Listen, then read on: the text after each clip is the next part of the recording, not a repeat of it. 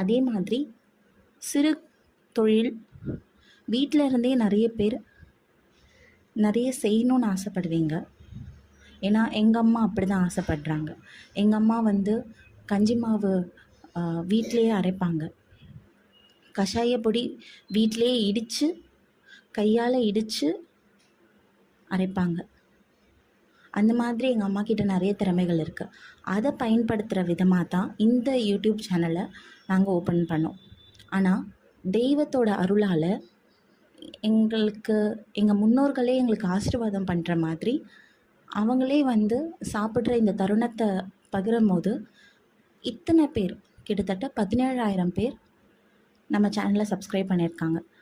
எனக்கு 100% தெரியும், இந்த 17,000 பேரும் அம்மாக்கும் வீட்டுக்கு வர அந்த காக்கைக்கும் இருக்கிற அந்த அன்பான